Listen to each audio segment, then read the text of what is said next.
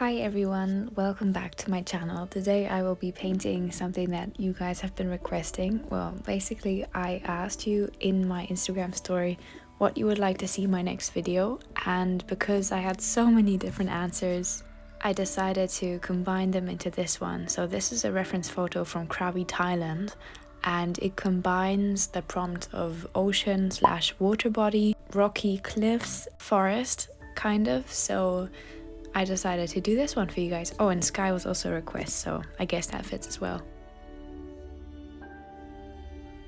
So yeah, I'm going to be orientating myself along the colors and the composition and the layout of the photo, but changing it slightly to make it a bit more, well, interesting for myself. And well, you can follow me along and paint with me or just watch my process. I will be sharing what exactly I'm going to do and what brushes I'm using, so stay tuned. So first of all, I'm going to be drawing a horizon line because I know they always get crooked with me, and I'm using the drawing guide on Procreate, which is very helpful. So now I will be sketching my basic layout. I've been doing a lot of rock studies recently because I've been trying to get better at them, and so hopefully I can use that stuff in my painting today. Half of this video footage will be real time and half of it will be time-lapse, so that some parts are sped up a bit to keep it interesting.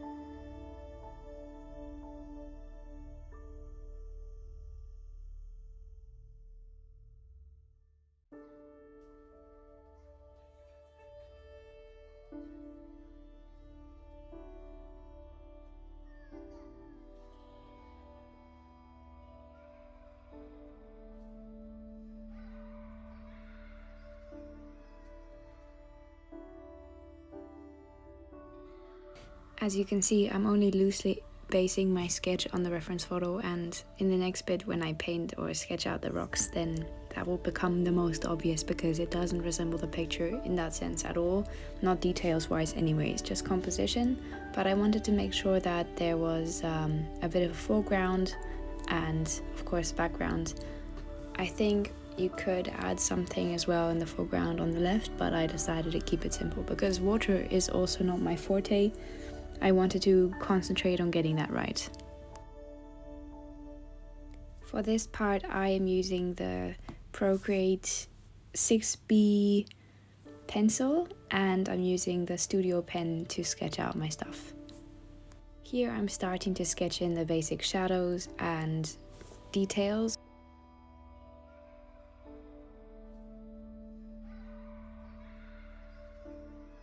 Krabi is a beautiful place, and I don't think that my end result will really show the kind of mountain shape that is so typical to the South Thailand region. But I don't know if you guys have ever been. If you know how it looks in real life, let me know in the comments, but I absolutely love the scenery there. I think the sketching is probably my favorite part, just because I love putting them in without coloring and just sketching out the shadows and whatnot. And yeah, here we go. I'm starting to color block now with all the colors that I want to be using. I am also orientating myself by the reference photo a little bit, but not that much, because I want to have a different vibe in the painting. When putting in the shadows, I can orientate myself by the sketch I made previously, which is really helpful because I've already got the idea of how I want to have the rocks and the cliffs look without having to think about that really when I start blocking in. Now I'm continuing with the clouds and refining the shape of those and generally cleaning up my layers. For the general blocking in of colors, I used the brush that I've already presented in my previous videos and on my Instagram, which is my square rectangular brush. I don't really have a name for it, it is just a square basically, and it really helps when I just block in colors, and it gives stuff a bit of a random shape, which I really enjoy, and a clear and defined shape, which you don't really achieve with the hard brush or the medium hard brush, because those airbrushes, they can tend to fade into each other a little bit. Now when I start painting, I make sure to clean up the sky first, usually, because it is the simplest part really, and one of the most fun parts for me in my paintings. But also, once the sky is done, it already defines the mood and the atmosphere for the piece. I really wanted a light and airy one for this piece, so I decided to try and make that reflect in the clouds and the sky.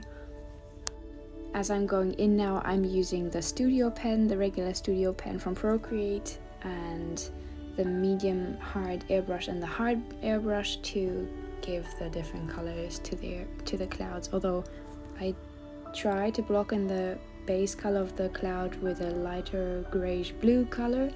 Now I'm just adding white to give it a bit of dimension.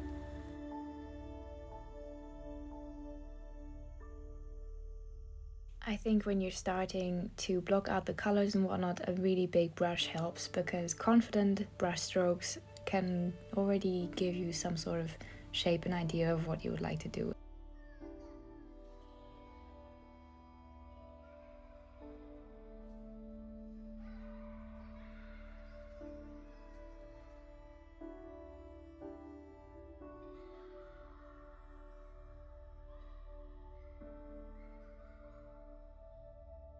Using the old brush from Procreate, I will now continue to change the sky behind the clouds a little bit, add some different colors and give it a bit more texture.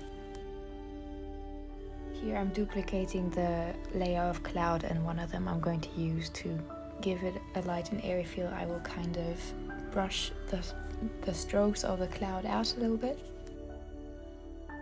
Very recently I've decided to actually learn what all the different blending modes are and lighting modes on Procreate, which you can see me going through here right now. I decided to leave it regular on the normal, but they are very interesting to use in your art, and later on we will be using the overlay mode as well.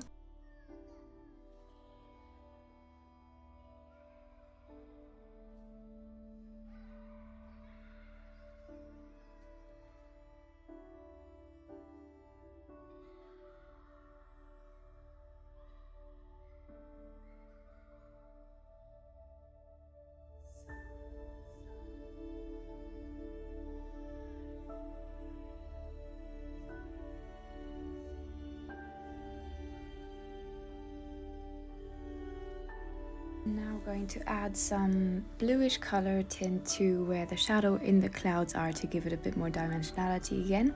And then I am going to continue on the rocks and the water.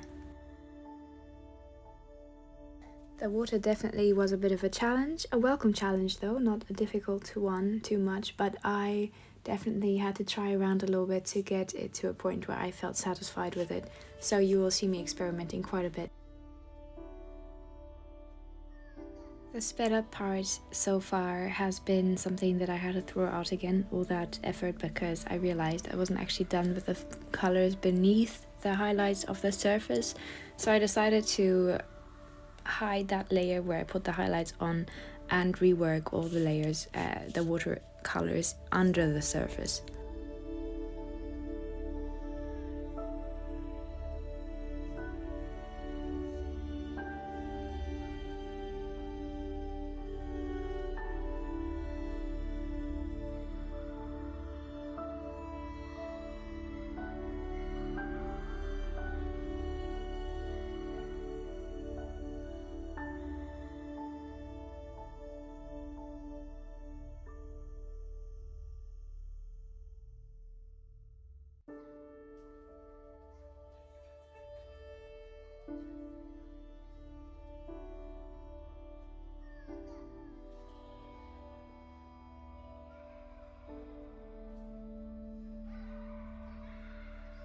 Now I am actually going into the cliffs. I feel confident with how far I've come with the water and what I've come up with, and I will be adding some more highlights later to those. However, the cliffs need a lot of work now, so I'm going to start with a darker brown color, which then I will be going over with a more green, bluish turquoise grey shade.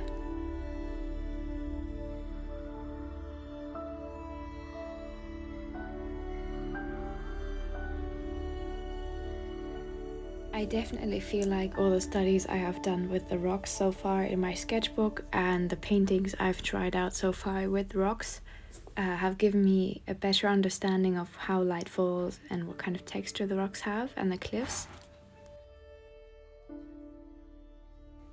By experimenting with the different shades, I came to a couple of things that I really liked, so you'll see the process of that happening now.